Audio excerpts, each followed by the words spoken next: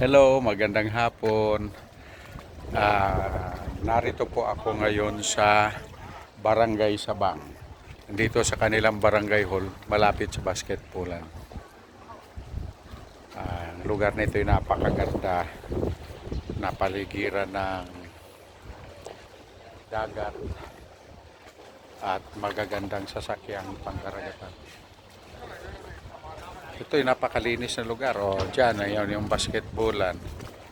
Dito yung tapos ang mga beach ay napakagaganda.